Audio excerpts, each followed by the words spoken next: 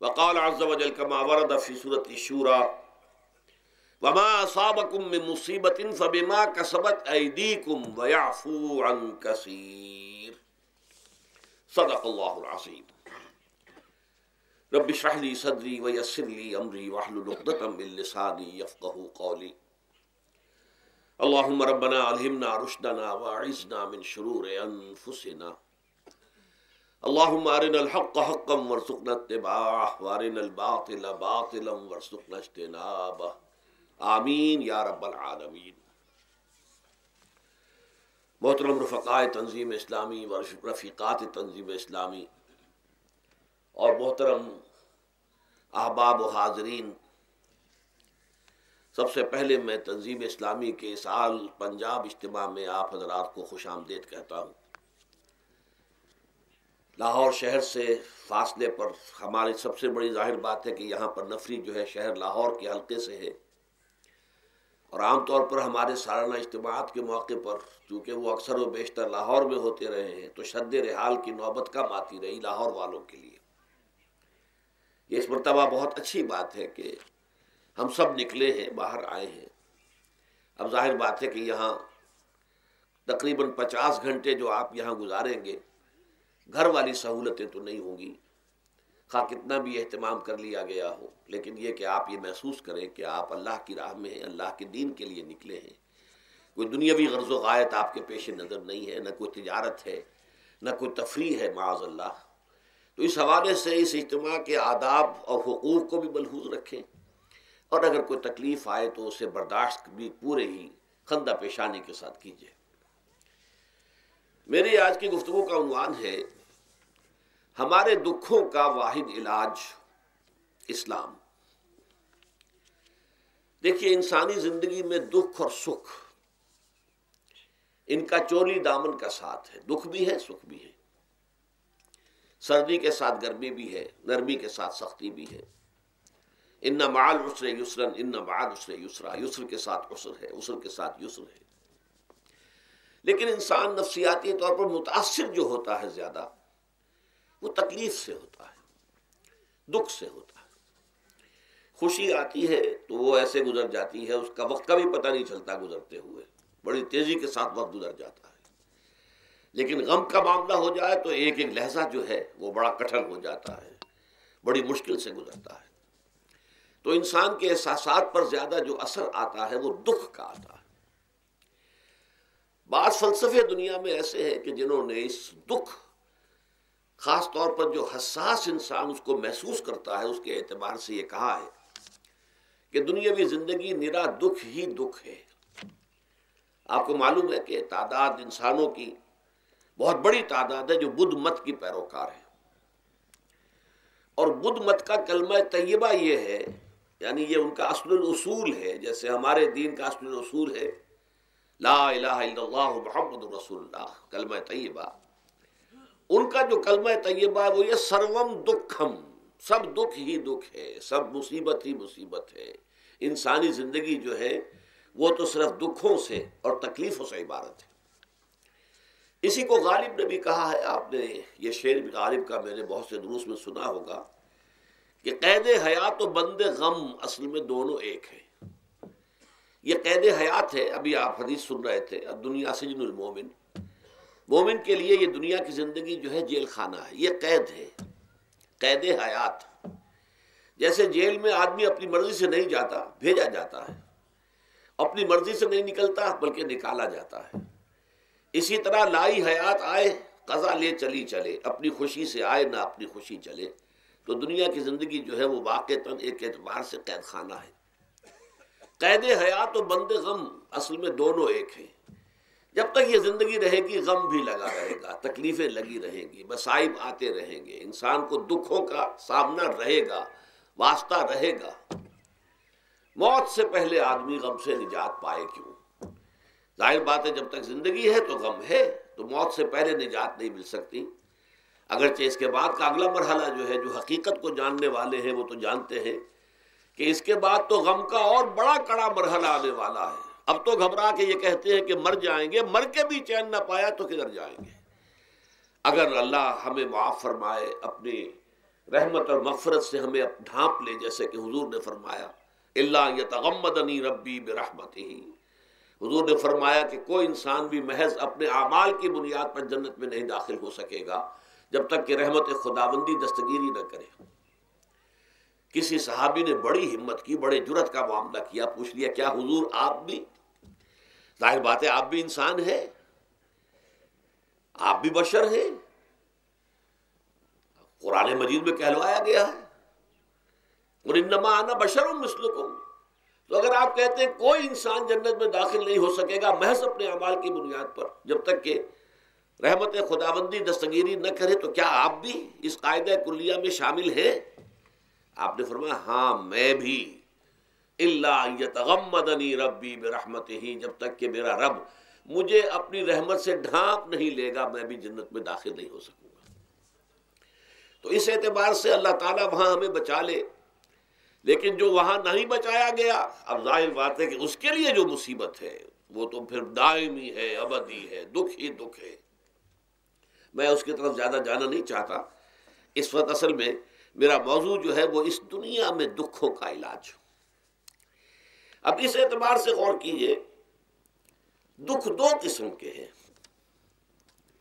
قرآن مجید پر جتنا میں نے غور کیا، دکھ ایک تو وہ ہے کہ جو ناگہانی طور پر آ جاتے ہیں، اس میں ہماری کسی غلطی کو دخل نہیں ہوتا۔ وہ کوئی آفت سماوی ہے، کوئی زلزلہ آ گیا ہے۔ ابھی آپ کو معلوم ہے بھوج جو قصبہ تھا گجرات سٹیٹ کا، انڈیا کا پورا ختم ہو گیا، اس میں بہت سے مسلمان بھی تھے۔ جب کوئی آفت سماوی آتی ہے تو وہ ظاہر بات ہے کہ پھر سب کے سب لوگ اس کی لپیٹ میں آ جاتے ہیں۔ زلزلہ آ گیا یا کوئی اور طوفان آ جائے، جیسا کہ کئی مرتبہ آپ نے اخبارات میں پڑھا ہوگا، اس سال امریکہ میں بہت طوفان آئے ہیں، مشرقی ساحل پر بار بار طوفان آئے، وہاں بھی لوگ مرتے ہیں، وہاں بھی چھتیں اڑ جاتی ہیں، وہاں بھی تباہی جو ہے آتی ہے۔ تو اس حوالے سے ایک تو ہے وہ ناگہانی آفات، آفت ارضی ہو یا آفت سماوی ہو، زلزلہ ہے یا آفت ارضی ہے، طوفان آ گیا ہے، کوئی سائیکلون آ گیا یا آفت سماوی ہے، یا کوئی آسمان سے بڑا سا پتھر آ جائے۔ آپ کبھی کبھی اخبارات میں پڑھتے ہوں گے کہ ایک بڑی چٹان پاس سے گزر گئی، بہت بڑی خلائی چٹان جو ہے زمین کے قریب سے ہو کر گزر گئی، زمین بچ گئی، ورنہ اگر وہ زمین سے ٹکرا جاتی تو نہ معلوم کتنا بڑا یہاں پر تباہی کا معاملہ ہوتا۔ بڑے بڑے جو ہے شہاب گرتے رہے زمین کے اوپر، بڑی بڑی تباہیاں آتی رہی ماضی میں۔ تو ایک تو یہ ہے، اور ان میں بھی تقسیم کیجئے، یہ ناگہانی تکلیف، ناگہانی مصیبت یا کوئی آفت سماوی یا آفت ارضی، اس کی بھی پھر دو قسمیں ہو گئی۔ ایک وہ کہ جو افراد کو متاثر کرتی ہے انفرادی سطح پر، آدمی سڑک پر جا رہا تھا، پیچھے سے آ کر کسی گاڑی نے ٹکر ماری، گر گیا، ٹانگ ٹوٹ گئی۔ اب ظاہر بات ہے کہ اس میں اس کا کوئی قصور نہیں ہے، یہ اللہ تعالیٰ کی طرف سے بات آ گئی ہے۔ یا یہ کہ کوئی اگر اجتماعی سطح پر آیا، جیسا کہ زلزلہ ہے، یا جیسا کہ کوئی سائیکلون ہے، کوئی بڑا طوفان ہے، بہت بڑے فلڈز آ گئے ہیں۔ اس وقت بھی موزمبیق میں بہت بڑا فلڈ آیا ہوا ہے، ساؤتھ افریقہ میں، اور افریقہ میں پچھلے سال بھی بہت بڑا فلڈ آیا تھا، بڑی تباہی آئی تھی، آ رہا۔ تو یہ آفت سماوی، یہ ظاہر بات ہے کہ اجتماعی سطح پر آتی ہے، بڑی بڑی مقدار میں اور تعداد میں لوگ متاثر ہوتے ہیں، لاکھوں لوگ بے گھر ہو جاتے ہیں، ہزاروں آدمی مارے جاتے ہیں۔ تو پہلی شکل جو ہے دکھ کی، جیسا کہ میں نے عرض کیا، وہ ناگہانی دکھ، کوئی آفت ارضی، کوئی آفت سماوی، خواہ وہ انفرادی ہو خواہ اجتماعی۔ اس کے ضمن میں کیا علاج ہے؟ ظاہر بات ہے کہ اس کا علاج یہ تو نہیں ہو سکتا کہ آپ اس کو ختم کر سکیں۔ انگریزی کا ایک محاورہ ہے، What cannot be cured must be endured۔ جو چیز جو ہے جس کا علاج نہیں ہو سکتا وہ تو برداشت کرنی پڑے گی۔ بعض بیماریاں بھی ایسی ہیں، ڈائبٹیز ہو گئی ہے، شوگر کا مرض ہو گیا، ڈاکٹر آپ کو بتائے گا کہ بھائی اب یہ مرض جائے گا نہیں، اب آپ کو اس مرض کے ساتھ ہی اپنے آپ کو ایڈجسٹ کر کے اپنی غذا وغیرہ اس کے مطابق طے کر لیجئے، ورنہ یہ کہ یہ نہ سمجھیے کہ یہ مرض چلا جائے گا۔ تو what cannot be cured must be endured۔ لہذا ان آفت سماوی و ارضی، چاہے وہ انفرادی سطح پر متاثر کرتی ہوں انسانوں کو اور چاہے اجتماعی سطح پر، اس کا تو علاج ایک ہی ہے۔ عربی میں بھی ایک محاورہ یہ ہے کہ کسی نے پوچھا تھا کہ بچھو کے کانٹے کا کیا علاج ہے؟ البکاء الی الصباح، رات کو اگر کاٹا ہے کسی بچھو نے تو روتے رہو صبح تک، یہ علاج ہے، اس کا اور کوئی علاج ہے ہی نہیں۔ تو جو چیز لا علاج ہے اسے برداشت کرنا، گویا کہ یہاں جو اصل شے ہوگی کہ دنیاوی آفات، عرضی و سماوی آفات، ناگہانی آفات، ناگہانی مصیبتیں، ان کے ضمن میں ہمیں ایسی شے کی ضرورت ہے جو ہمارے اندر برداشت پیدا کر دے، اس کو جھیلنا آسان بنا دے، ہم اس کی وجہ سے بجھ کر نہ رہ جائیں، ہماری ہمتیں جواب نہ دے جائیں، ہمارا ارادہ ختم نہ ہو جائے، ہمارا حوصلہ پست نہ ہو جائے، بلکہ برداشت ہو، جھیلنا ہو، تحمل ہو۔ ابھی بٹر صاحب کہہ رہے تھے اللہ تعالیٰ ذرا سا متحمل ہے، میں نے کہا یہ بہت غلط بات کہہ رہے ہیں، اللہ بہت متحمل ہے۔ وہ ذرا سا تو یوں سمجھیے کہ ان کے کہنے کے انداز میں یہ بات آ گئی، ذرا سا رحیم بھی ہے، نہیں وہ بہت رحیم ہے، بہت متحمل ہے، بہت حلیم ہے۔ لیکن یہ کہ ہمیں یہ جو آفات سماویہ اور عرضیاں ہیں جو ہمارے اوپر آ جاتی ہیں اللہ کی طرف سے، ان کے ضمن میں ذہنی ایک ایٹیچیوڈ پیدا ہو جائے، سوچ کا ایک خاص رخ بن جائے، انسان کے احساسات ایک خاص طرز پر ڈھل جائیں، تو پھر ان کو برداشت کرنا آسان ہو جاتا ہے۔ اور وہ کیا ہے؟ وہ ہمارے ایمان کا لازمی تقاضا ہے۔ ایمان ہمیں یہ بتاتا ہے کہ کوئی مصیبت اس زمین میں آتی ہے نہ تمہاری جانوں پر آتی ہے بغیر اذن رب۔ جو کچھ آ رہا ہے اللہ تعالیٰ کے فیصلے سے آیا ہے، یہ کوئی اندھا بہرا مادہ نہیں ہے، یہ کوئی اندھا بھینسا نہیں ہے کہ اس نے آ کے آپ کو ٹکر مار دی ہے، نہیں، یہ تو سمیع و بصیر، علیم و خبیر اللہ اور حکیم اور قدیر اللہ کا فیصلہ ہے۔ لہذا یہ من جانب اللہ ہے، اس کو تم سمجھو کہ یہ اللہ تعالیٰ کی طرف سے ہے۔ اور جب اللہ کی طرف سے ہے تو سورہ آل عمران میں فرمایا بیدہ الخیر، اس کے ہاتھ میں تو خیر ہی خیر ہے۔ یعنی بظاہر تمہیں محسوس ہوتا بھی ہو کہ یہ میرے لیے تکلیف دہ بات آ گئی ہے، تو اس کو یوں سمجھو کہ اس کا نتیجہ جو میرے حق میں نکلے گا وہ خیر ہوگا۔ فوری طور پر تو تکلیف ہے، مجھے اچھی نہیں لگ رہی، ناگوار ہے، لیکن نتیجہ اس کا خیر نکلے گا۔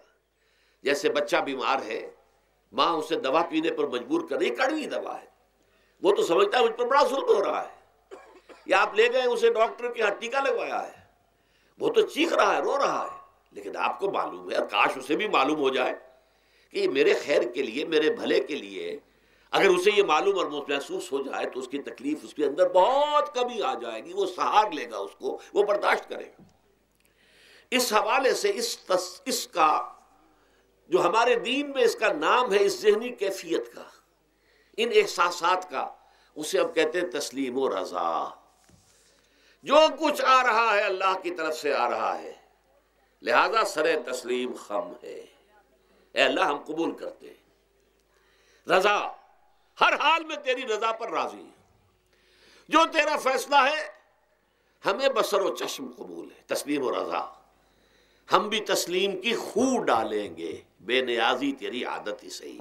اللہ تو بے نیاز ہے، لیکن اے اللہ تو ہمارے لیے جو بھی تکلیف کا تو نے فیصلہ کیا، ہم تسلیم کی خو ڈالیں گے، عادت پیدا کر لیں گے اپنے اندر کہ ہر چساقی ماریخ عین الطاف است، کہ میرا ساقی میرے پیالے میں جو کچھ ڈال دے اس کا لطف و کرم ہے۔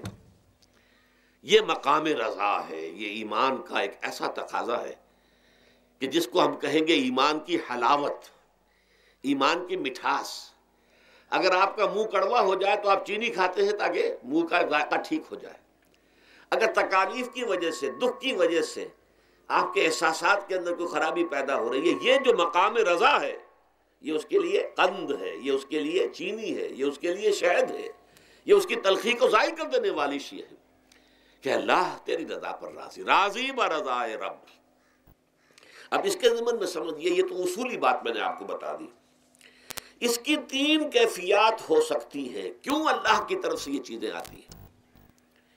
سب سے پہلی شے ہے، اب وہ جو آیات میں نے سنائی تھی وہ سن لیجئے پہلے ترجمہ۔ سورہ تغابن میں فرمایا ما صاب من مصیبت الا باذن اللہ، دیکھو کوئی مصیبت تم پر نہیں آ سکتی، نہیں آتی مگر اللہ کے اذن سے۔ ومن یؤمن باللہ، اور جو شخص اللہ پر ایمان رکھتا ہو یہد قلبہ، اللہ اس کے دل کو ہدایت دے دیتا ہے، اس کے دل کو سکون عطا کر دیتا ہے، وہ راضی برضائے رب ہو جاتا ہے، اس میں شکوہ نہیں رہتا، اس میں شکایت نہیں ہوتی، اس میں تلخی نہیں ہوتی، کیوں ہو گیا، کیسے ہو گیا، کیوں ہو گیا، نہیں ہونا چاہیے، نہیں نہیں نہیں۔ یہ سارا جو پیچ آدمی کھاتا رہتا ہے نا اندر ہی اندر، وہ جو پیچ کھا رہا ہے، یہ سب پیچ سے نجات مل گئی۔ برو کشید سے پیچا کے ہست بود مرا، چے اقدہا کے مقام رضا کشود مرا۔ یہ پیچ کھانا جو ہے، پیچا کے ہست بود، اس سے اللہ تعالیٰ نے مجھے نجات دے دی ہے مقام رضا کے ذریعے سے۔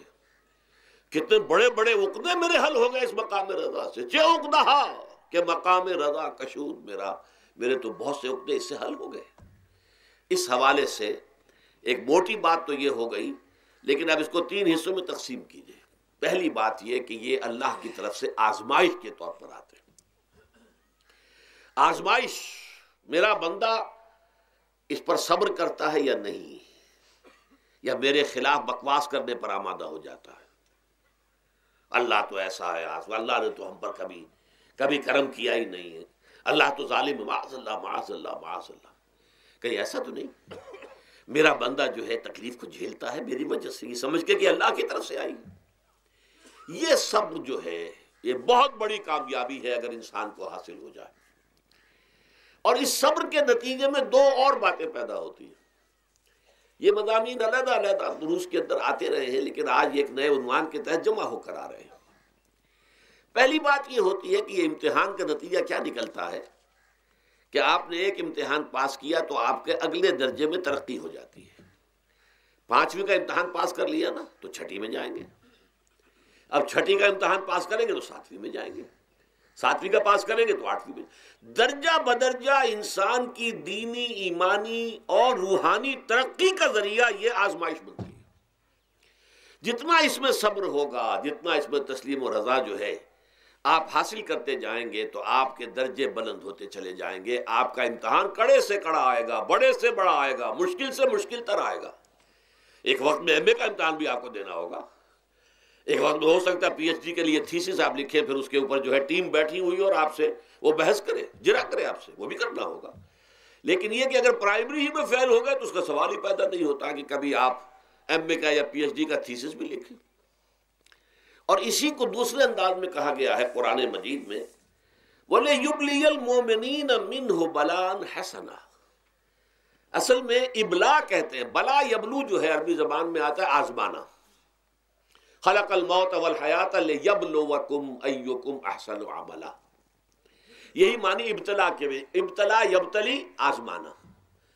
ابلا یبلی جو آتا ہے باب افعال سے، اس میں آتا ہے کسی کو کسی تکلیف میں ڈال کر اس کو نکھارنا، کہ اس کا جوہر نکھر جائے، اس کے اندر جو خیر ہے وہ اور چمک جائے، لوگوں کو بھی معلوم ہو جائے کہ یہ شخص اس مقام کا اہل ہے، اس کے اندر یہ صلاحیت ہے، اس میں یہ قوت موجود ہے۔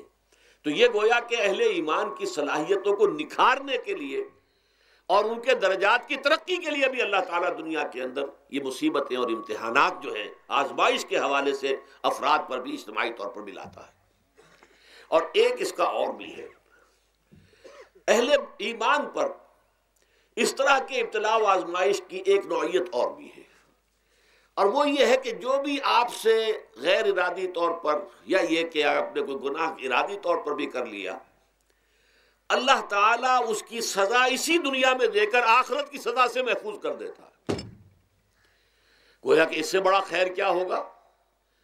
یہاں کی سزا کیا ہے؟ جھیل لی آپ نے، بخار آ گیا، ٹانگ ٹوٹ گئی، چلیے 3 مہینے آپ بستر پر پڑے رہے نا، اور کیا ہوا؟ کچھ نہیں۔ لیکن یہ کہ آخرت کی سزا ملتی بہت عظیم ہوتی، لہذا کفارہ بناتا ہے اللہ تعالیٰ ان گناہوں، ان جو بھی گناہ ہو گئے ہیں، غلطیاں ہو گئی ہیں، ان کا کفارہ اللہ تعالیٰ بندہ مومن کے لیے۔ حضور کی ایک حدیث ہے، اس کا متن مجھے اس وقت یاد نہیں ہے، کہ مومن کا معاملہ عجیب ہے، اسے کوئی تکلیف پہنچتی ہے صبر کرتا ہے، وہ اس کے گناہوں کا کفارہ بن جاتا ہے، اور اگر کوئی خوبی ملتی ہے اس پر اللہ تعالیٰ کا شکر ادا کرتا ہے، اس کے درجات بلند ہو جاتے ہیں۔ تو یہ معاملہ جو ہے اللہ تعالیٰ کی طرف سے بندہ مومن کے حق میں خیر، کہ در حقیقت اس کے ان گناہوں کی پاداش کہ جو اس نے یہاں کر لیے ہیں یہی دنیا میں دے کر دھو دیا جائے، پاک کر دیا جائے، جیسے آپ کو معلوم ہے دھوبی جو ہے کپڑے کو بھٹی میں چڑھاتا ہے، گرم پانی میں ڈالتا ہے کہ نہیں ڈالتا، تاکہ اس کا میل نکلے، اس کے آگے پٹکتا بھی ہے ذرا اس کو تاکہ وہ میل اچھی طرح چھٹ جائے اس سے۔ اسی طرح اگر دنیا میں ہمارے میل چھٹ جائیں، دنیا میں اگر ہمارے گناہ دھل جائیں تو یہ بڑے نفع کا سودا ہے، بڑے نفع کا سودا ہے، بڑے نفع کا سودا ہے۔ اس اعتبار سے آپ غور کیجئے کہ اگر یہ حقائق ہمارے سامنے رہے تو کیا کوئی تکلیف دنیا کی ہمیں بھاری محسوس ہوگی؟ ہمیں تو بتایا یہ گیا ہے کہ عسیٰ ان تکرہوا شیئا وہو خیر لکم وعسیٰ ان تحبوا شیئا وہو شر لکم واللہ یعلم وانتم لا تعلمون۔ ہو سکتا ہے کہ تم کسی چیز کو ناپسند کرو، دراصل کہ اسی میں تمہارے لیے خیر ہے، تمہیں نہیں پتا، اور ہو سکتا ہے تم کسی چیز کو پسند کرو، دراصل کہ اس میں تمہارا شر ہے لیکن تمہیں نہیں معلوم۔ اللہ یعلم وانتم لا تعلمون، اللہ جانتا ہے تم نہیں جانتے۔ اس حوالے سے سپردم بتو مایا خیش را تو دانی حساب کم و بیش را، اے اللہ، اس کو کہتے ہیں تفویض۔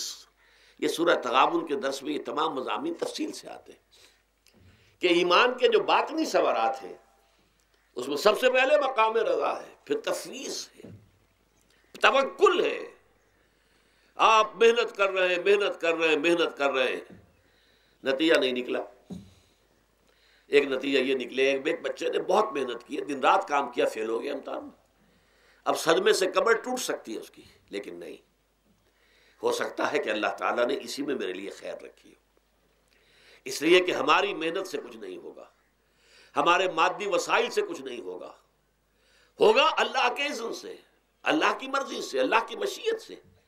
یہ ہمارے لیے خاص طور پر اس اعتبار سے بہت اہم نکتہ ہے، ہم سب راہ حق کے مسافر ہیں، اپنے اپنے بس پڑتے محنت کر رہے ہیں، وقت بھی صرف کر رہے ہیں، مال بھی صرف کر رہے ہیں، محنت کر رہے ہیں، مشقت کر رہے ہیں، لیکن فرض کیجئے جیسا کہ ہے فی الواقع، فرض کیا کیجئے، وہ تو واقع سامنے کی بات ہے، نتائج نکلتے نظر نہیں آ رہے، قدم نہیں بڑھ رہے، ہماری طرف لوگوں کا رجوع عام نہیں ہے، ٹھیک ہے، اس پر قطعاً بدل ہونے کی بات نہیں ہے، یہ اللہ تعالیٰ کی مشیت میں ہوگا، جب وہ چاہے گا تب ہوگا۔ ہمارا کام یہ کہ اپنا فرض ادا کیے چلے جائیں بس، اور نتیجے سے بالکل ذہن کو اپنے منقطع کر لیں، ذہن کا کوئی تعلق آپ کے نتیجے کے ساتھ نہ رہے۔ یہ جب تک کیفیت ہماری نہیں ہوگی، ہم اس راہ پر استقامت اور مدام اس پر محنت اور جد و جہد کرنا جو ہے وہ ہمارے لیے ممکن نہیں رہے گا۔ اس کے لیے میں اگر آپ کے سامنے رکھوں معاملہ کہ حضور صلی اللہ علیہ وسلم کے جو پہلے 10 برس ہیں، جب سے آپ کو آغاز ہوا ہے وحی کا، اس کے بعد سے پہلے 10 برس دن رات کی محنت، شدید مشقت، یہاں تک کہ اللہ بھی روک رہا ہے، نبی آپ اپنے آپ کو ہلاک کر لیں گے، لعلک باخع نفسک الا یکونوا مؤمنین، کیا آپ اپنے آپ کو اس صدمے میں ہلاک کر لیں گے؟ یہ ایمان نہیں لا رہے، اس قدر صدمہ۔ لیکن اس کے ساتھ یہ ہے کہ یہ نہیں ہے کہ نتیجہ نہیں نکل رہا تو کام چھوڑ کے بیٹھ جائیں، نہیں، معاذ اللہ، معاذ اللہ۔ نتیجہ نہ نکلے تو حضرت نوح علیہ السلام کی عمر بھی اگر حضور کی ہوتی، 950 برس بھی حضور دعوت دیتے تھے، آپ کا کام تھا، آپ کا فرض تھا۔ حضرت نوح علیہ السلام بھی تو آخر اللہ کے ایک بندے تھے، اللہ کے رسول تھے، 950 برس تک دعوت دی ہے۔ فَلَبِثَ فِيهِمْ أَلْفَ سَنَةٍ إِلَّا 50 عاما، یہ تو ہم مانتے ہی نا، اگر قرآن کے اندر نص قطعی صریح الفاظ نہ ہوتے کہ 950 برس تک رہے، ورنہ یہ بات سمجھ سے بالا تر ہے۔ عام طور پر معلوم ہوتا ہے کہ اس دور میں ابھی عمریں زیادہ تھی لوگ۔ بہرحال جو میں نے عرض کیا تھا کہ دکھ جس سے انسان متاثر ہوتا ہے، اس کی ایک قسم وہ ہے کہ جو ہمارے ارادہ اور اختیار سے باہر، اللہ کی مشیت سے، اللہ کے اذن سے، اللہ کی مرضی سے آتا ہے، اس کے لیے ہمارا کام صرف برداشت ہے۔ جو شے بھی ہمیں برداشت کی صلاحیت عطا کر دے وہی اس کا علاج ہے۔ جیسے آپ کو معلوم ہے کہ بخار بہت تیز چڑھا ہوا ہے، اس کی دوا نہیں ہے اسپرین یا کوئی اور پیراسیٹامول، بخار کی شدت کو کم کر دے گا، وہ کوئی علاج نہیں ہے۔ علاج تو ہوگا اگر معلوم ہو کہ کون سے جراثیم ہے، کس کی وجہ سے ہے، اس کا صحیح اینٹی بایوٹک کون سا ہے، وہ علاج ہوگا۔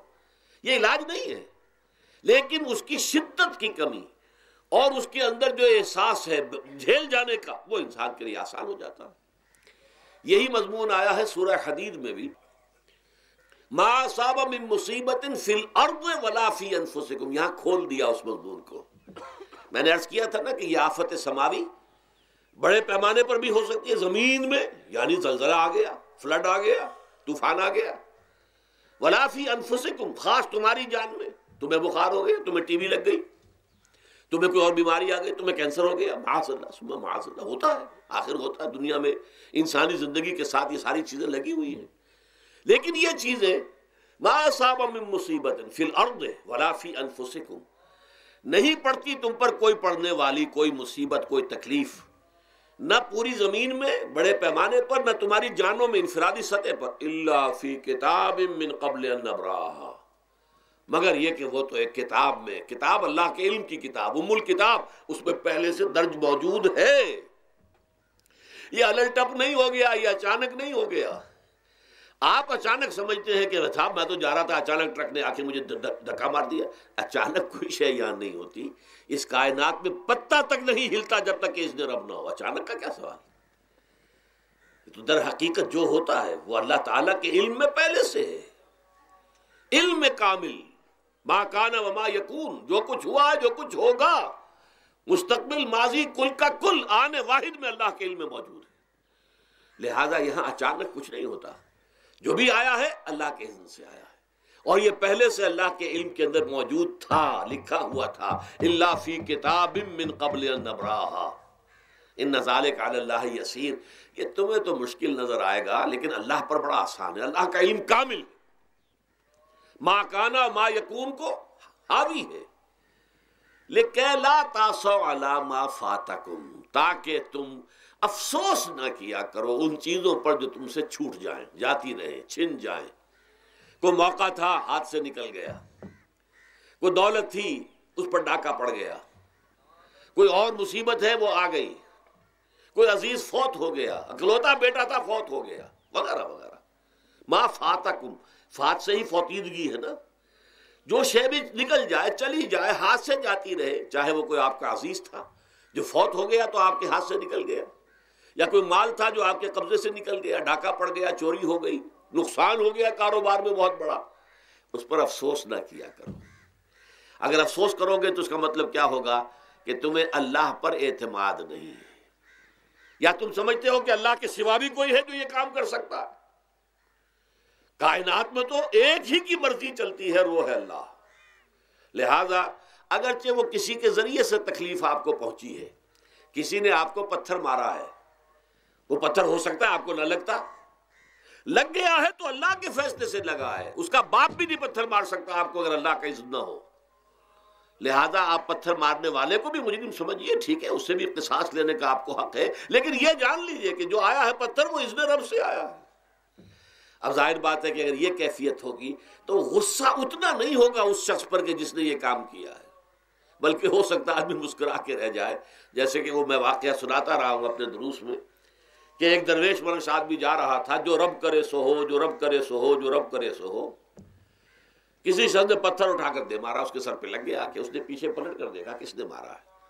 اس نے کہا مجھے کیا دیکھتے ہو، جو رب کرے سو ہو، یہ تو رب کے مارنے سے۔ اس نے کہا مجھے تو یہ پتھر رب کے مارے ہی لگا ہے، لیکن میں دیکھ یہ رہا تھا بیچ میں کس کا منہ کالا ہو گیا، اپنے لیے کس نے ایک گناہ کما لیا، اپنے لیے کس نے ایک مصیبت جو ہے وہ مول لے لی، وہ بیچ میں تم آ گئے ہو۔ پتھر اللہ کی طرف سے آیا ہے، لیکن اس کا عذاب، اس کا وبال تم پر آ جائے گا۔ بہرحال یہ تو میں نے عرض کیا آپ کے سامنے، وہ چیزیں کہ جو آ جاتی ہیں، وہ تکالیف، وہ مصائب جو اللہ کی طرف سے من جانب اللہ ہے، اس میں آپ کسی کو مورد الزام نہیں ٹھہرا سکتے، وہ آپ پر آ گیا۔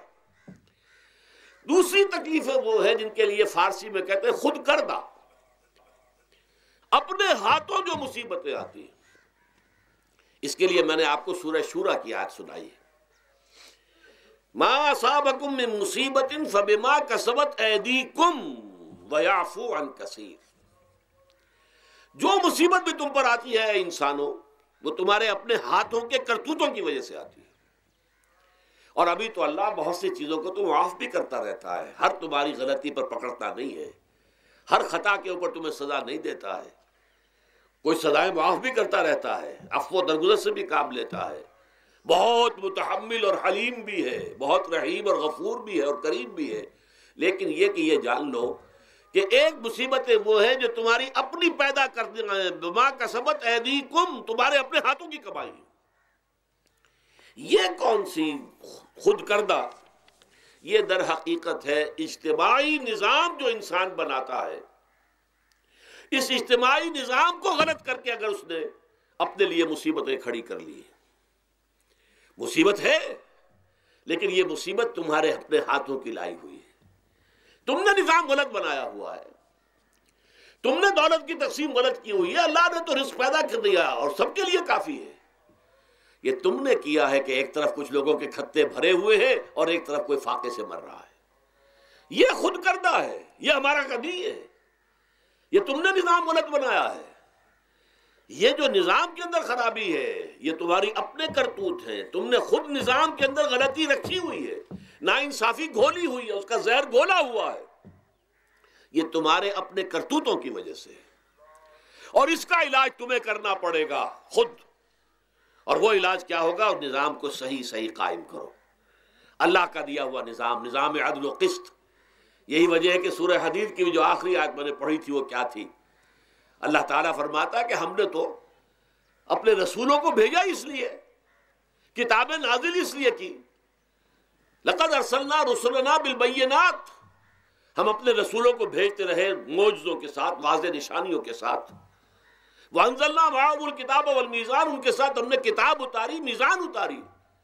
یہ سارا کچھ ہم نے کس لیے کیا؟ لیقوم الناس بالقسط، تاکہ لوگ عدل پر قائم ہوں۔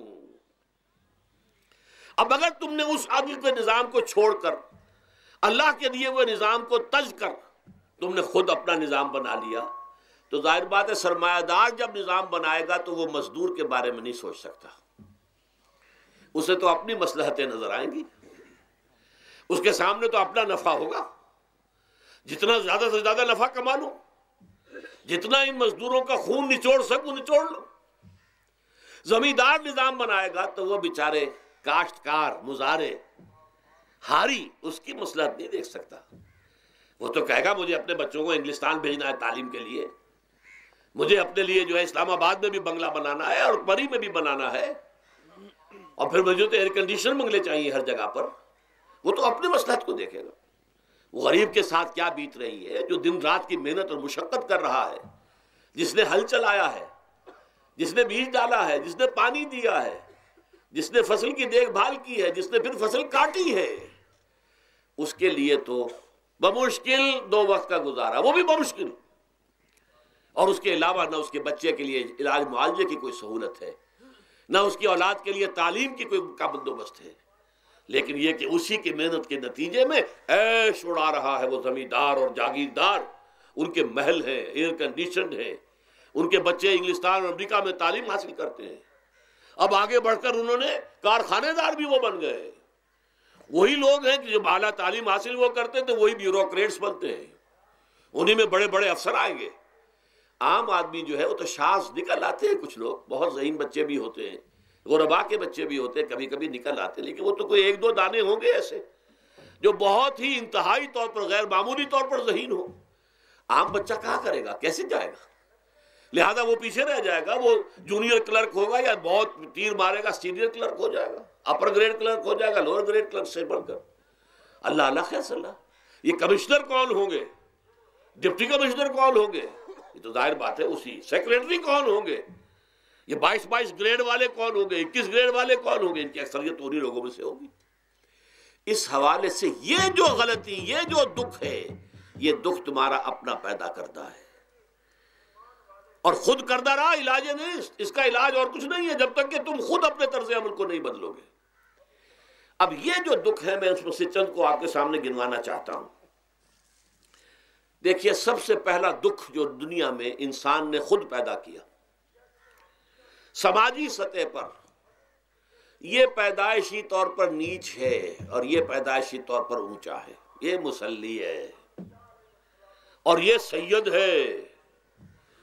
ہمارے ہاں تو پھر بھی اللہ کا فضل ہے کہ اتنا زیادہ فرق و تفاوت نہیں، ہندوؤں میں یہ شودر ہے اور یہ برہمن ہے، علم حاصل کرنا برہمن کا حق ہے، شودر کا حق ہی نہیں ہے۔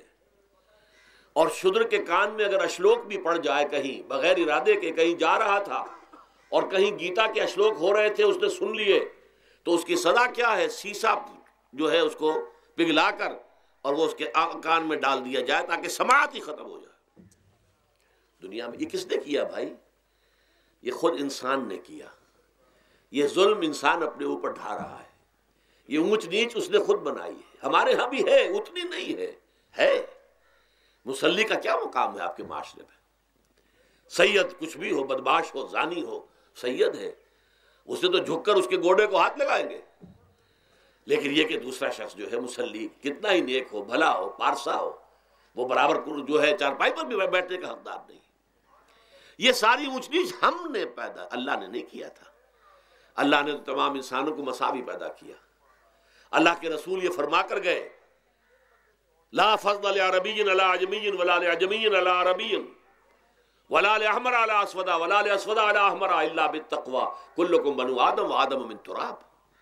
دیکھو کسی عرب کو کسی اجمی پر فضیلت نہیں ہے، کسی اجمی کو کسی عرب پر کوئی فضیلت نہیں ہے، کسی گورے کو کسی کالے پر فضیلت نہیں ہے، کسی کالے کو کسی گورے پر فضیلت نہیں ہے، الا بالتقوی۔ یہ اگر فضیلت ہے تقوی، کون خدا ترس زیادہ ہے، کس کے اخلاق زیادہ بلند ہیں، کون نیک اور پارسا زیادہ ہے، کون لوگوں کی خدمت زیادہ کرتا ہے، اس کے اعتبار سے درجہ بلند ہوگا۔ پیدائشی طور پر تمام انسان بالکل مساوی ہے۔ پھر ہمارے معاشرے میں جو ظلم ہوتا ہے، دو طبقات ہیں جو حضرات سورہ نساء پڑھتے ہیں، اس میں سب سے پہلے دو طبقات جو کہ گرے ہوئے تھے اس معاشرے میں اور آج بھی گرے ہوئے ہیں، ایک یتیم اور ایک عورت۔ ان دونوں کے لیے ابتدائی سے سورہ نساء کے اندر جو ہے احکام آئے تو ان کے بارے میں آئے۔ یتیموں کو ان کا مال ہڑپ کر جانا، ان کو دھکے دینا۔ ارأیت الذی یکذب بالدین فذلک الذی یدعو الیتیم ولا یحض علی طعام المسکین۔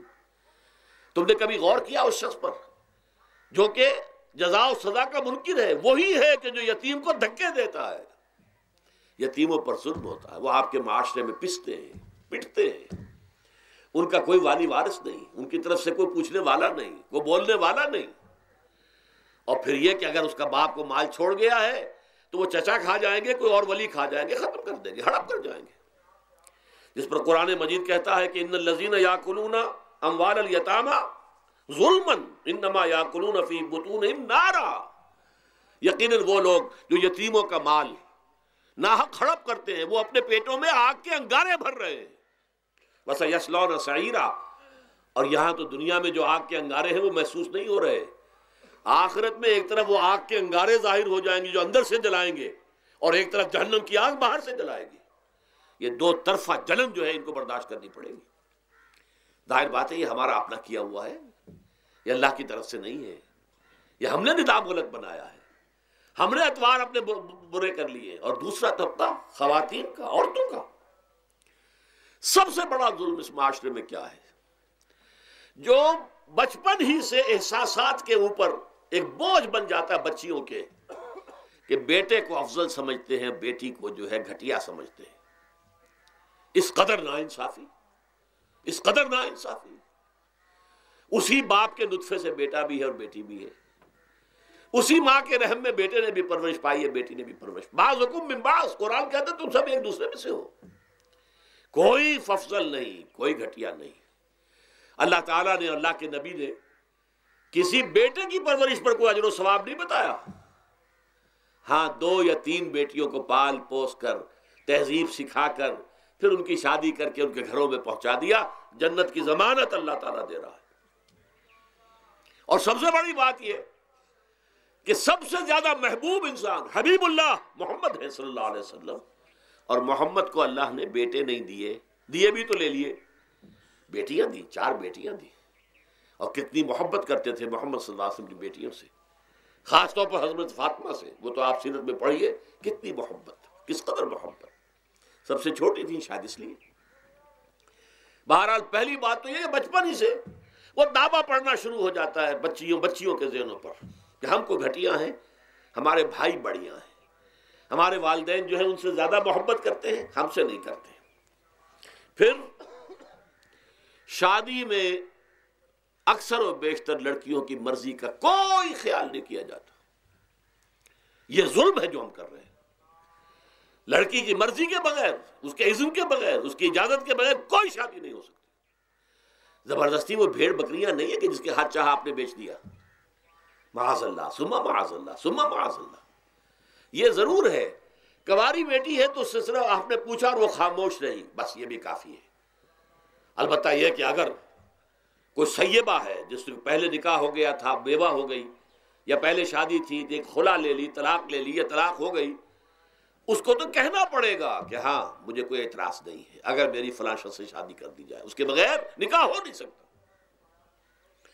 پھر ان سب کے اوپر سب سے بڑا ظلم، یہ تو اللہ تعالیٰ آپ کو توفیق دے تو دوسرا رکوع سورہ نساء کا پڑھیں. کتنی تاکید کے ساتھ احکام آئے ہیں وراثت کے. وراثت مما قل منہ او کثر، چاہے زیادہ مال کسی نے چھوڑا ہو چاہے تھوڑا سا چھوڑا ہو، لیکن وراثت کے احکام جو ہیں ان کو نافذ کرنا ہوگا. نصیبا مفروضا، یہ اللہ کی طرف سے حصے ہیں جو مقرر کر دیے گئے ہیں. لیکن ہمارے معاشرے میں کون ہے جو بیٹیوں کو دینے کو تیار ہو اور بہنوں کو دینے کو تیار ہو؟ مجھے تو حیرت ہوئی تھی، مالا کنڈ میں آپ کو معلوم ہوگا ایک دفعہ بڑی تحریک چلی تھی شریعت کے نفاذ کی. مولوی صوفی محمد صاحب بڑے نیک آدمی ہیں، بہت، اس میں کوئی شک نہیں. 80,000 کا مجمع لے کر، جلوس لے کر وہ چل پڑے تھے اسلام آباد کی طرف. جیسے ابھی اکرم آوان صاحب نے دھمکی دی تھی کہ 3 لاکھ میرے پاس ہیں، لیکن وہ 3 لاکھ میں سے وہ تو ان کے ہاں جمع جو ہوئے مشکل 5 سے 6 ہزار آدمی جمع ہوا تھا کوئی. لیکن یہ تو 80,000 کو مالا کنڈ سے لے کر اور دریائے اٹک تک تو پہنچ گیا تھا. اللہ کا بندہ، 80,000 کا قافلہ وہاں روکا گیا. لیکن ان سے بھی جب میں نے جا کر بات کی کہ مولانا شریعت آپ نافذ کروانا چاہتے ہیں، لیکن کیا آپ بچیوں کو بھی وراثت کا حق دینے کو تیار ہیں؟ کیا نہیں، یہ تو رواج کا معاملہ ہے. میں نے کہا لا حول ولا قوت الا باللہ. اگر یہ رواج کا معاملہ ہے تو باقی چیزیں بھی رواج کی ہیں. پھر شریعت بدل چکی ہے، اب شریعت کا رواج نہیں رہا، ساری شریعت چھوڑ دیجیے آپ. لیکن ان کی نیکی کی بات ہے یہ کہ پہلے توجہ کبھی ان کی ادھر نہیں ہوئی، لیکن میری یہ بات جو ہے ان کو لگ گئی ان کے دل کو. اگلی مرتبہ جب ان سے ملنے گیا تو انہوں نے کہا کہ اب میں نے بیعت لینی شروع کی ہے لوگوں سے کہ وہ اپنی بیٹیوں کو بھی حق دیں گے، وراثت کے اندر تقسیم کر کے دیں گے حصہ. لیکن یہ کہ اس وقت تک انہوں نے کہا تھا ابھی کل 28 آدمیوں نے بیعت کی ہے. وہ 80,000 سے بیعت یہ لینی آسان کام نہیں ہے. 80,000 کو جوش دلا کر شریعت کے نام پر لا کر ٹکرا دینا یہ آسان کام ہے، لیکن 80,000 سے یہ بیعت لینا کہ پورے شریعت پر عمل کریں گے یہ بہت مشکل ہے. یہی تو وجہ ہے ہمارا قافلہ اگر سست گام ہے تو کیوں ہے؟ ہم یہ کہتے ہیں کہ پہلے میدان میں آنے سے پہلے اپنی ذات پر، اپنے گھر میں دین نافذ کرو، پھر باہر نکلو. اپنی معاش اور اپنی معاشرت پر اسلامی شریعت نافذ کرو، پھر باہر آ کر اسلام کا نعرہ لگانے کا تمہیں حق پہنچتا ہے، ورنہ نہیں. اگر تمہاری اپنی ذات پر دین نافذ نہیں، چہرے پر 12 بجے ہوئے ہو، اللہ تعالیٰ کے نبی کی سنت کا کہیں آثار دور دور تک نظر نہ آ رہے ہو، روزانہ پھاوڑا چلا رہا ہو آدمی نبی کی سنت کے اوپر شیو کر رہا ہو، اور پھر وہ کہے میں اسلام چاہتا ہوں. بھائی اللہ کے بندے، پہلے ذرا یہ کمی پوری کر لے. اور اگر تیرے کاروبار میں کوئی حرام شے ہے، تیری معاش میں کوئی حرام شے ہے، کوئی سودی معاملہ کیا ہو، ختم کر اس کو. اللہ کے بندے، بینک کی سروس کر رہا ہے، چھوڑ اس کو. اگر یہ کام کر لو، بے پردگی اختیار کی ہوئی ہے. اللہ نے تو پردہ سکھایا ہے، اللہ کے نبی نے پردہ سکھایا ہے، شریعت اسلامی نے پردہ رکھا ہے. مردوں اور عورتوں کا اختلاط پسند نہیں ہے. اس پر عمل کرو، پھر آنا میدان میں، پھر دوسروں کی غلطی جو ہے بتانا اس کو کہ یہ تم غلط کر رہے ہو، مشرف تم یہ کر رہے ہو، غلط کر رہے ہو، فلاں تم یہ کر رہے ہو، غلط کر رہے ہو، نواز شریف تم یہ کر رہے ہو، غلط کر رہے ہو. لیکن یہ ہے کہ اس سے پہلے اپنے اوپر. اس لیے میں نے آپ کو بتا دیا وہ واقعہ کہ انہوں نے بتایا، بعد میں اور بھی آ گئے ہوں گے انشاءاللہ، مجھے امید ہے. لیکن جب میں ملا تھا تو انہوں نے کہا تھا ابھی صرف 28 آدمیوں نے بیعت کی. بہرحال عورتوں کا ایک حق ہے جو حضور نے بیان فرمایا اور قرآن مجید نے بیان کیا. عاشروہن بالمعروف، عورت کا اکرام ہو، بیٹی کی حیثیت سے بھی، بہن کی حیثیت سے بھی، بیوی کی حیثیت سے بھی، اور ماں کی حیثیت سے تو سمجھو کہ جنت جو ہے وہ ماں کے قدموں تلے ہے۔ الجنت تحت اقدام الامہات، فرمان ہے محمد رسول اللہ صلی اللہ علیہ وسلم کا۔ لہذا اکرام، عورت کا اکرام، عورت کی عزت، بیٹی کی حیثیت سے بھی، بہن کی حیثیت سے بھی، بیوی کی حیثیت سے بھی، اور ماں کی حیثیت سے بھی۔ عاشروہن بالمعروف، اپنی بیویوں کے ساتھ رہو بھلے طریقے پر، نیک طریقے پر، اچھے طریقے پر۔ حضور نے یہاں تک فرمایا خیارکم خیارکم لأہلیکم وانا خیرکم لأہلی۔ دیکھو مسلمانوں، اے میرے صحابیوں، تم میں سے بہتر لوگ وہ ہیں جو اپنے گھر والوں کے حق میں بہتر ہیں، نرمی کرتے ہیں۔ عورت کے بارے میں یہ بھی فرمایا، ایک مرتبہ سواری تیز دوڑا رہے تھے جو بھی اونٹ کو لے کے جانے والے تھے، جبکہ ہودج میں کچھ خواتین سوار تھیں۔ حضور نے فرمایا دیکھو نا، یہ نگینے ہیں جو سوار ہیں، ان کو زیادہ دھکے نہ لگواؤ تیز تیز اونٹ چلا کر، ان کے ساتھ نرمی ہو، ان کے ساتھ نیکی کی جائے، ان کے احساسات کا خیال رکھا جائے، ان کے ساتھ زیادتی نہ ہو، مار پیٹ کا کیا سوال، معاذ اللہ ثم معاذ اللہ۔ ان کے ساتھ جو ہے عاشروہن بالمعروف، بھلے طریقے پر گزارا کرو۔ یہاں تک فرمایا ہو سکتا ہے کہ کسی وجہ سے تمہاری بیوی جو ہے تمہاری نگاہوں سے گر جائے، اب آپ کے دل میں اتنی محبت نہیں رہی، لیکن اللہ فرماتا ہے دیکھو ہو سکتا ہے کہ اس میں کوئی پہلو ایسا ہو، تلاش کرو، کوئی پہلو ایسا ہو بہتری کا کہ جس کی وجہ سے تلاش کر کے اس کو اپنی نگاہوں میں مرکوز کر لو، تاکہ اس کے تمہارے دل میں اس کے لیے محبت دوبارہ اثر نہ ہو، اس پہلو کی وجہ سے جو تمہاری نگاہ سے اوجھل تھا۔ وہ اچھائی اس میں ہے، سیرت کی اچھائی ہے، صورت بہت اچھی نہیں ہے، اللہ نے سیرت اچھی دے دی ہے، جو کچھ دیا، جو اچھائی ہے، جو بھلائی ہے، اس کو تلاش کرو اور نگاہ کو وہاں پر جماؤ تاکہ تم ان کے ساتھ اچھا سلوک کر سکو۔ اس سے آگے آئیے، معاشی میدان ہے سب سے زیادہ سخت اور سب سے زیادہ کٹھن اور سب سے زیادہ ظالمانہ نظام۔ اس میں سب سے بڑا ظلم جو ہمارے پاکستان میں ہے وہ یہ زمینداری، غیر حاضر زمینداری، اور یہ جاگیرداری۔ محنت کرے کسان مزدور ہاری، عیش کرے جاگیردار زمیندار، یہ اس سے بڑا ظلم اور کوئی نہیں ہو سکتا۔ اور چونکہ ہماری معیشت بنیادی طور پر زرعی معیشت ہے، ہمارا تو زیادہ تر جو آبادی کا طبقہ ہے وہ کاشتکار ہے، لہذا سب سے بڑا ظلم جو ہو رہا ہے وہ در حقیقت یہ زمینداری، غیر حاضر زمینداری اور جاگیرداری۔ اب اس میں سمجھ لیجئے اس بات کو اچھی طرح، کتنا بڑا ظلم ہے۔ ایک شخص خود شہر میں رہ رہا ہے، لاہور میں، ساری سہولتیں اسے حاصل ہیں، کتنی سہولت ہوتی ہے، ٹوٹی کھولی اور پانی آ رہا۔ دیہات میں جا کے بیچارے کاشتکار کو وہاں ہو سکتا ہے کہیں سے دور سے پانی کھینچ کر لانا پڑتا ہو کسی کنویں سے، کہاں اسے یہ سہولت ہے کہ ٹوٹی کا کان مروڑا اور پانی حاضر، کہاں یہ سہولت ہے کہ بجلی کا بٹن اوپر سے نیچے کیا اور بقع روشن ہو گیا۔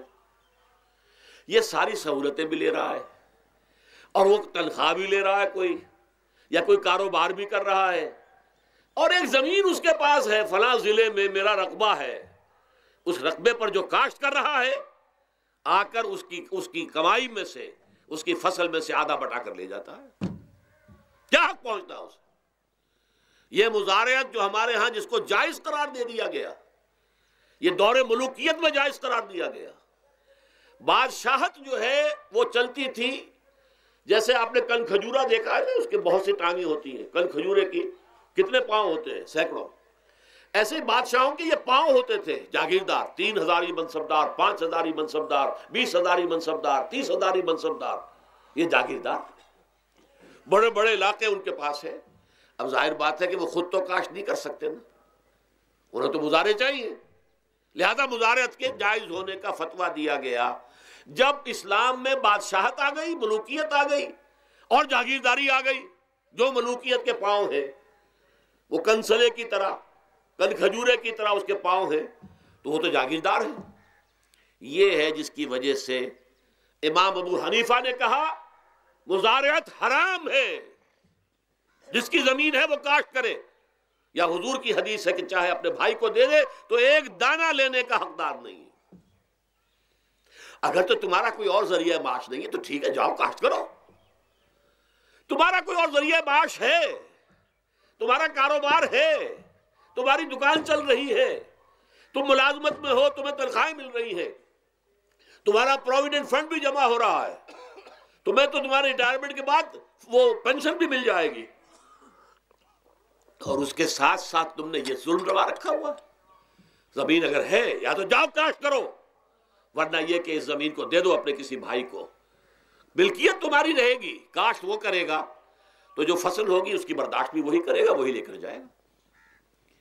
یہ فتویٰ ہے امام اعظم امام ابو حنیفہ رحمۃ اللہ علیہ کا، یہی فتویٰ ہے امام مالک امام دار الحجرہ امام مدینہ امام مالک رحمۃ اللہ علیہ کا، دونوں کا فتویٰ یہ ہے، اور عظیم ترین یہی دو ہیں، اولین بھی یہی دو ہیں، عظیم ترین بھی یہی دو ہیں۔ امام شافعی بھی شاگرد ہیں امام مالک کے، امام احمد ابن حنبل شاگرد ہیں امام شافعی کے، ٹاپ پر کون ہے؟ امام ابو حنیفہ، ان کے شاگردوں میں قاضی ابو یوسف اور امام محمد امام ظفر، ادھر امام مالک، ان کے شاگردوں میں پھر امام شافعی، پھر ان کے شاگرد امام احمد ابن حنبل۔ ٹاپ پر دونوں یہ کہہ رہے ہیں کہ حرام، مزارعت حرام، جس کی زمین ہے خود کاشت کرے۔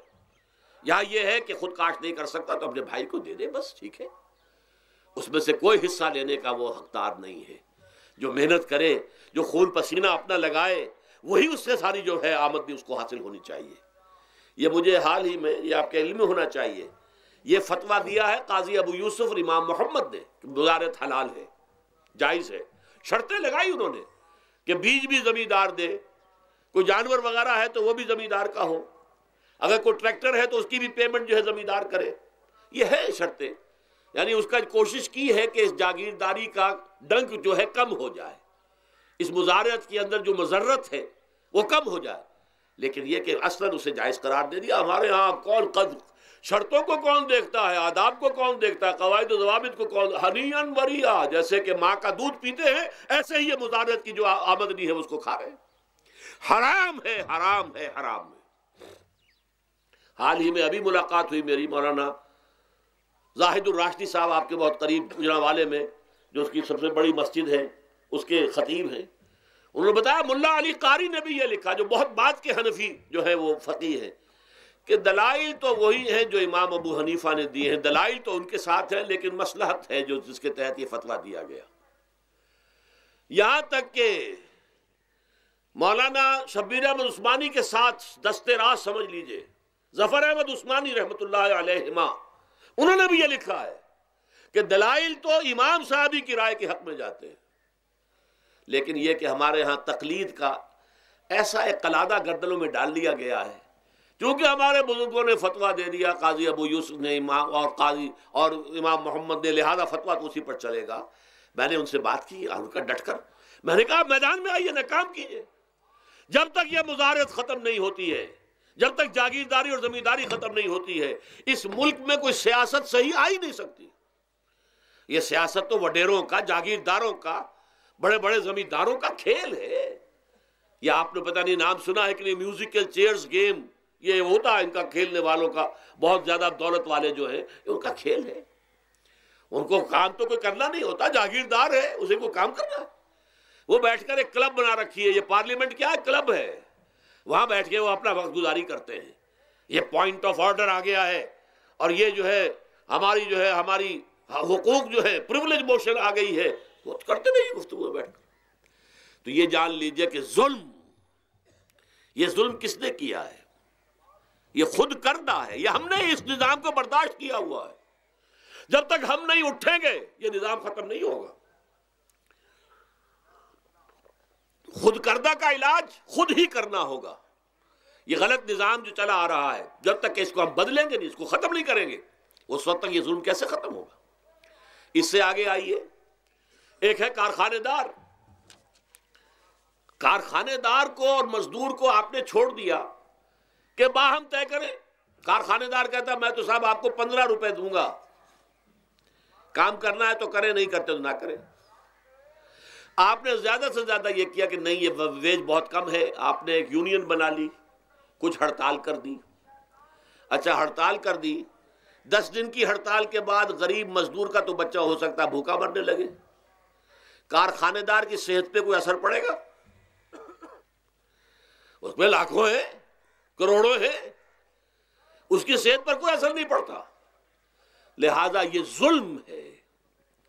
اس ظلم کا علاج کیا ہے؟ اگر یہ ضمانت ریاست کی طرف سے ہو، حکومت کی طرف سے، کہ اگر تمہیں تمہاری مناسب مزدوری نہیں ملتی مت کرو کام، لیکن تمہارے بچے کو بھوکا ہم نہیں مرنے دیں گے، تمہیں سبسسٹنس الاؤنس دیں گے، ان ایمپلائمنٹ الاؤنس دیں گے، ہم زکوٰۃ کا نظام قائم کریں گے جس کے تحت کہ انڈر رائٹ کر دیں گے، طے کر دیں گے، لکھ دیں گے کہ ہر شہری کی بنیادی ضروریات کی کفالت ریاست کے ذمے ہے۔ اب اگر ایسا ہے تو ایک آدمی پاؤں جما کر بات کرے گا نا کارخانے دار کے ساتھ، ایک امپلائی جو ہے امپلائر سے بات کرے گا پاؤں جما کر، جناب آپ مجھے تنخواہ کم دے رہے ہیں میں کام نہیں کروں گا۔ لیکن اب کیا ہے؟ جناب آپ مجھے تنخواہ کم دے رہے ہیں میں کام نہیں کروں گا۔ مالک کہتے جاؤ دفعہ ہو جاؤ، پھر وہ کیا کہتا ہے؟ اچھا جی میں اسی تنخواہ پہ کام کروں گا۔ اس کا تو کوئی فائدہ، اسی کی جائے کہاں وہ؟ مارکیٹ میں تو سرمایہ داروں کا گٹھ جوڑ ہے، انہوں نے کارٹلز بنا رکھے ہیں، وہ تو ظاہر بات ہے کہ وہ ویج نہیں بڑھائیں گے، الا یہ کہ مزدور کی پوزیشن ایسی ہو کہ وہ بھی ڈٹ کر کھڑا ہو جائے۔ اور وہ ڈٹ کر کھڑا کب ہوگا؟ جب اس کو ضمانت ملی ہوئی ہو ریاست کی طرف سے، حکومت کی طرف سے، کہ اگر تمہارے پاس جاب نہیں ہوگا، کام نہیں ہوگا، تمہارے پاس کوئی مزدوری نہیں ہوگی تو تمہیں اتنا وظیفہ تو ہر مہینے ملتا رہے گا جس سے تم اور تمہارے اہل و عیال جو ہے وہ کم سے کم زندہ رہ سکو۔ پھر کھڑے ہو کر بات کر سکتا ہے مزدور، پھر صحیح جو ہے ان کے درمیان معاہدہ ہوگا تو وہ منصفانہ ہوگا، عادلانہ ہوگا۔ جب تک یہ نہیں ہے، اور یہ نظام کیسے ہوگا جب تک کہ زکوٰۃ کا نظام قائم نہ کیا جائے۔ اب زکوٰۃ کا بھی ایک نظام تو وہ تھا جو بدنام کرنے کے لیے زکوٰۃ کو ضیاء الحق صاحب نے نافذ کیا، وہ تو بدنامی ہے، وہ تو سود کا کمیشن ہے کہ سود میں آپ کو اگر 6% ملتا تھا تو 2.5% انہوں نے کاٹ لیا، 3.5% آپ کو دے دیے، تو سود میں سے حصہ لے لیا ہے نا۔ سود کو حرام کرے اور زکوٰۃ پورے مال پر، سارے تجارتی اموال پر مال زکوٰۃ لے۔ آپ کی دکان میں جناب 10 لاکھ کا مال پڑا ہوا ہے، 2.5% کے حساب سے دے دیجئے، کتنا من اکاؤنٹ آپ کر لیجئے گا۔ کوئی ایک ہے سٹاکسٹ، آپ کے گودام میں اتنا سٹاک پڑا ہوا ہے، اتنی مالیت کا 2.5% دیجئے، تمہاری اتنی بھیڑیں بکریاں ہیں، اتنی بھیڑیں اتنی بکریاں نکال دو۔ جب تک کہ تمام اموال میں سے زکوٰۃ نہ لیجیے، یہ کیا کہ بینک کے اندر جو جمع ہے اس پر سے زکوٰۃ کاٹ لی، انا للہ و انا الیہ راجعون، نام اس کا زکوٰۃ رکھا ہے، اور خیرات کا ایک نظام بنا دیا، کچھ خیرات اور کچھ سیاسی جو ہے اپنا ہتھ کنڈا، کہ وہ ان کے ناظمین زکوٰۃ جو بن رہے ہیں اور زکوٰۃ کونسلیں بن رہی ہیں، وہ سب کون ہیں؟ جو ہمارے سیاسی طور پر ہمارے ساتھی ہیں، ہمارے ورکرز ہیں، اور پھر جتنے غبن ہوئے ہیں اور جتنا اس کے اندر مس اپروپریشن، سب کو معلوم ہے ہمارے معاشرے میں۔ آخر اگر حکومت کے جتنے محاصل ہیں وہ غبن ہوتے ہیں تو زکوٰۃ کا کیوں نہیں غبن ہوگا؟ زکوٰۃ کو آسمان سے اتری ہے، بلکہ زکوٰۃ میں سے غبن کرنا تو آسان ہے، اس لیے کہ سود میں سے کاٹا ہوا ہے، اس میں تو انسان جو ہے وہ برا بھی محسوس نہیں کرے گا کہ یہ تو سود ہے، لعنت ہے، اگر اس کو میں نے کچھ ہضم کر لیا تو کیا ہو گیا۔ جب تک کہ یہ دو نظام نہیں آئیں گے، اور تیسرے یہ کہ سود کے ذریعے سے، جب تک کہ یہ ظلم، سود کا نتیجہ کیا نکلتا ہے؟ اصل میں ہمارے عام آدمی سمجھتے ہیں سود کہ اچھا ہے جی، کیا ہے، ایک آدمی نے پیسے جمع کرائے ہیں، اب اسے ہر مہینے اتنا پیسہ مل رہا ہے۔ عام آدمی بھی ہمارے ہاں یہ جو پٹھانوں والا سود ہے، یہ جو سود خور گاؤں میں بیٹھے ہوئے ہیں جو بہت بڑی شرح کے اوپر سود دیتے ہیں اور خون چوس جاتے ہیں لوگوں کا، اور ان کے کسی طریقے سے قرضے ختم، ان کو تو سبھی برا کہتے ہیں۔ کوئی ایک آدمی بھی آپ کو نہیں ملے گا کہ جن کے لیے کلمہ خیر کہے، ان کے لیے کسی نرمی کا یا ان کے لیے کسی بھی آسانی کا کوئی مطالبہ کرے۔ البتہ یہ جو بڑا سود ہے، بینک کا سود، کاروباری سود، اس کی شناخت لوگوں پر واضح نہیں ہے۔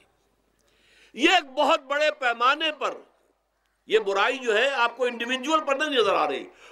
انڈیویجول تو بظاہر سمجھتا ہے ایک فرد، بھائی ٹھیک ہے، میں جو دکان کے لیے مجھے قرض چاہیے تھا، مجھے قرض مل گیا، میں اپنا کاروبار کر رہا ہوں، تو میں جو کمائی کر رہا ہوں اس میں سے بینک کو بھی حصہ دے رہا ہوں اپنا، اس کا سود کا، اس میں کیا خرابی ہو گئی؟ اس کی خرابی سمجھ میں آتی جب آپ کو معلوم ہو اسی سود کے ذریعے سے دنیا میں اس وقت ایک چھوٹی سی اقلیت ہے، کل 1 کروڑ یا 1.25 کروڑ یہودی، اور پوری دنیا کی دولت کے اوپر قابض ہو کر بیٹھ گئے. یہ سارا وہ بینکنگ نظام جو یہودیوں نے بنایا، یہ IMF ورلڈ بینک جس کے ہم اس وقت غلام بن کر رہ گئے. ہمارا چیف مارشل ایڈمنسٹریٹر اسے کہیں یا چیف ایگزیکٹو کہیں، ہمارا تو حکمران ہے، ہمارا بادشاہ ہے اس وقت. اور وہ بادشاہ سلامت کہتے ہیں کہ یہ IMF اور ورلڈ بینک کے لوگوں کے گوڈے ہمیں پکڑنے پڑتے ہیں، گوڈے گٹے. کیوں؟ ہم غلام ہیں ان کے، اور ہم جکڑے ہوئے اس سود کے اندر. پوری دنیا کو یہودی سود خوروں نے در حقیقت اپنے شکنجے میں جو جکڑا ہے، جس طریقے سے کہ ان کو اپنے اندر ایک اپنے پورے ہتھ کنڈوں کے اندر جو باندھ کے رکھ دیا ہے، یہ سود کے ذریعے سے. اور اس کا نتیجہ کیا نکلتا ہے؟ دیکھیے، امریکہ میں کہتے ہیں بڑی جمہوریت ہے، لوگ ووٹ دیتے ہیں، لیکن حقیقت اگر لوگ جانتے ہوں کہ دیو استبداد جمہوری قبا میں پائے کوب، تو سمجھتا ہے یہ آزادی کی ہے نیلم پری. ہم نے خود شاہی کو پہنایا ہے جمہوری لباس، جب ذرا آدم ہوا ہے خود شناس و خود نگر. اب امریکہ میں اصل میں کیا ہے؟ امریکہ میں کیپٹلسٹ کا نظام ہے. یہ حکومت کس کی ہے؟ سرمایہ داروں کی ہے. جو کروڑ پتی نہ ہو وہ الیکشن نہیں لڑ سکتا، اور کروڑ پتی جو ہے اپنے پیسے کی بدولت وہ صحافیوں کو خرید لے گا، ٹیلی ویژن چینلز خرید لے گا، وہ لوگوں کے ذہنوں پر چھا جائے گا، آ جائے گا. یہ گورنمنٹ آف دی کیپٹلسٹ ہے، ناٹ عوام. یہ دھوکہ ہے، فریب ہے سرمایہ داروں کا. وہاں وہ جاگیردار اس طرح کے نہیں ہیں، سرمایہ دار ہیں. وہاں جاگیرداری کی وہ حیثیت نہیں رہی، اس لیے کہ ان کے تحت آدمی نہیں ہوتے. وہ تو اگر بڑے بڑے رینچ ہیں، بڑے بڑے اگر فارم ہیں، تو وہاں بھی آپ کو معلوم ہے کہ چونکہ مشینوں کے ذریعے سے بوائی بھی ہو رہی ہے اور ہل بھی چل رہا ہے مشینوں سے، بوائی بھی مشینوں سے، کٹائی بھی مشینوں سے، تو زیادہ انسان کی ضرورت ہی نہیں رہی. لہذا وہ سیاسی نظام وہ نہیں ہے جو یہاں کا ہے، لیکن وہ زمیندار بھی وہاں کا کیپٹلسٹ ہے، نظام کیپٹلسٹ کا ہے. تو در حقیقت یہ ڈیموکریسی جو ہے، اس سے جو کہتے ہیں government of the people by for the people, نہیں، گورنمنٹ آف دی کیپٹلسٹ، سرمایہ دار کی حکومت ہے. اور سرمایہ دار جو ہے اس نے اپنی کلب بنائی ہوئی ہے، بیٹھا ہے، پارلیمنٹ ہے، یہ کانگریس ہے، یہ سینٹ ہے، یہ سرمایہ داروں کی کلب ہے. باقی عوام کے لیے وہاں کیا ہے؟ واقعہ یہ ہے کہ عام آدمی امریکہ کا بھی یہ ضرور ہے کہ بنیادی ضرورتیں محنت کر کے خون پسینہ ایک کر کے اپنی وہ حاصل کر لیتا ہے، لیکن بہت نچلی سطح پر ہے. عام آدمی وہاں بھی بہت نچلی سطح پر ہے. اور ایسے لوگ ہیں معدود گنتی والے جو 40 50 بلین کا ایک چیک لکھ سکتے ہیں، وہ سب یہودی ہیں. House of Rothschilds, house of Goldsmiths, یہ سٹی بینک جو یہاں بھی آ گیا ہے اپنی ساری گندگیاں پھیلانے کے لیے، سٹی ہاؤسز اور سٹی کار، یہ کیا ہے؟ یہ جکڑ لینا ہے آپ کو. آپ کو ذرا سا دھوکہ دیا، جاؤ جی لے لیجئے، کوٹھی لے لیجئے، ہم آپ کو قرض دیتے ہیں. آپ پھول گئے، اتنی بڑی کوٹھی کا میں مالک ہو گیا. اب جب اس کا قرض دینے کا چکانے کا معلوم ہوا کہ میں تو غلام ہو کر رہ گیا ہوں، جو کماؤں وہ سارا کا سارا ان کی قسط کے اندر چلا جائے گا. اور اگر خدا نہ خواستہ کہیں ڈیفالٹ کر گیا تو جتنا میں نے دیا تھا وہ بھی ہضم، اور مکان وہ ضبط کر کے اور نیلام کر دیں گے. اللہ خیر صلی اللہ. لیکن وقتی طور پر ذرا سا دھوکہ جو ہو جاتا ہو، دیکھو اتنی بڑی کوٹھی کا میں مالک ہو گیا، دیکھو اتنی لمبی کار میرے پاس آ گئی، دیکھو فلاں شے میں نے حاصل کر لی، لیکن اس کا نتیجہ جو نکلتا ہے وہ تو وہاں والوں سے پوچھئے جس طریقے سے کہ وہ غلام بن کر رہ جاتے ہیں، وہ مزدور بن کر رہ جاتے ہیں. جیسے بھٹوں میں آپ نے دیکھا ہے، بھٹوں میں جو مزدور ہوتے ہیں وہ بکے ہوئے ہوتے ہیں، وہ غلاموں کی طرح ہوتے ہیں. ان کو بلکہ لوگ ایک دوسرے سے خرید کر لے کر جاتے ہیں. ایک بھٹے والا آتا ہے اور دوسرے بھٹے کی جو مزدور جو غلام ہے ان کو وہ وہاں کی پیمنٹ کر کے اور لے جاتا ہے. وہ بالکل ان کے سرس کی طرح ہے، ان کے غلاموں کی طرح ہے. یہ ساری جو میں نے آپ کے سامنے گنوائی ہیں، یہ در حقیقت نوع انسانی کو جو تقسیم کیا گیا، انگریزی میں آپ کہتے ہیں ہیوز اور ہیو ناٹس. قرآن نے اس کے لیے کیا لفظ استعمال کیا؟ محرومین اور مترفین. اور ان مترفین کی وجہ سے اللہ کا عذاب آتا رہا دنیا میں. ان کے گلچھرے ابھی بسنت منائی، کس نے منائی؟ یہ لکھپتی کروڑ پتی ہیں، انہوں نے عیش کیے ہیں، راتوں کو نیند حرام کی ہے لوگوں کی، یہ بسنت منا رہے ہیں. کیا ہو رہا ہے؟ در حقیقت یہ وہی ہے مترفین. سورہ بنی اسرائیل میں فرمایا جب ہم یہ فیصلہ کر لیتے ہیں وَإِذَا أَرَدْنَا أَن نُهْلِكَ قَرْيَةً امرنا مترفیہا ففسقوا فیہا فحق علیہ القول فدمرناہا تدمیرا. جب ہمارا فیصلہ ہوتا ہے کہ کسی بستی کو، کسی علاقے کے لوگوں کو ہلاک کر دیں، تو مترفین جو ہیں، دولت مند لوگوں کو ہم حکم دے دیتے ہیں، آزادی دے دیتے ہیں، ان کی لگام ڈھیلی کر دیتے ہیں، اس میں فسق و فجور کا بازار گرم کر دیتے ہیں. اور جب پورا فسق و فجور کا بازار گرم ہو جاتا ہے، اچانک ہماری پکڑ آتی ہے، دمرناہا تدمیرا، ہم اس کو پٹخ کر رکھ دیتے ہیں، ٹکڑے ٹکڑے کر دیتے ہیں. یہ مترفین. اور دوسری طرف محرومین. اسی طریقے سے مستضعفین اور مستکبرین. ایک طرف مستکبرین ہے، ہاٹی پیپل، جو کہ پارلیمنٹ میں جاتے ہیں، جو جاتے ہیں سینٹ کے اندر بیٹھتے ہیں، جن کا ایک طبقہ ہے، وہ ایک علیحدہ ہی ہے، ان کی سوسائٹی علیحدہ ہے، ان کے تہوار علیحدہ ہے. نیو ایئرز نائٹ پر جو کچھ یہ کرتے ہیں بدماشیاں، اس کا ذرا سا آپ کو اندازہ بہرحال دیہات کے رہنے والوں کو نہیں ہے. لاہور اور کراچی کے لوگوں سے پوچھئے کیا ہوتا ہے، اسلام آباد کے لوگوں سے پوچھئے، پشاور اور کوئٹہ کے لوگوں سے پوچھئے. یہ سب در حقیقت مستضعفین ایک طرف، مستکبرین دوسری طرف، محرومین ایک طرف اور مترفین ایک طرف. یہ سوسائٹی کو تقسیم کر کے، اور پھر تقسیم کرو اور راج کرو، ڈیوائیڈ اینڈ رول. یہ آپس میں ٹکرائیں گے، آپس میں لڑیں گے، تم ان سب کے اوپر حکومت کرو. اب ظاہر بات ہے کہ اس کا علاج میں نے عرض کیا تھا نا کہ پہلے قسم کے دکھ تو وہ ہیں جو من جانب اللہ آتے ہیں، اس کا تو سوائے برداشت کے کوئی مادہ نہیں، کوئی اس کا اور ہمارے پاس چارہ نہیں. لیکن برداشت کا حوصلہ بڑھانے کے لیے وہ ساری باتیں ایمان کے ذریعے سے ہمیں ملتی ہیں. لیکن یہ جو خود کردہ ہے، اپنے غلط نظام کی وجہ سے جو دکھ ہم نے پھیلا رکھا ہے، جو محرومی پھیلا رکھی ہے، جو بھوک پھیلا رکھی ہے، جو لوگوں پر ظلم کا جو ہے بازار گرم ہو رہا ہے، چاہے وہ سماجی سطح پر ہے، گھروں میں ہے، چاہے بازاروں میں ہے، چاہے مارکیٹوں میں ہے، چاہے کھیتوں میں ہے، چاہے کارخانوں میں ہے، یہ سب ہمارے غلط نظام کا نتیجہ ہے، یہ اللہ کی طرف سے نہیں ہے. وما اصابکم من مصیبت فبما کسبت ایدیکم، یہ تمہارے اپنے ہاتھوں کی کمائی ہے، تمہارے اپنے ہاتھوں کے کرتوت ہیں، تم نے غلط نظام کو قبول کیا ہوا ہے. اب اس کا علاج کیا ہوگا؟ اب علاج ایسے ہوگا جد و جہد کے ذریعے سے اس نظام کو ختم کیا جائے. اس لیے کہ یہ تو میں نے آپ کے سامنے بیماری کا بیان کر دیا ہے، علاج کیا ہے انشاءاللہ اس کے بارے میں گفتگو جو ہے وہ پرسوں ہوگی 11 بجے دن. اقول قولی ھذا واستغفر اللہ لی ولکم ولسائر المسلمین والمسلمات.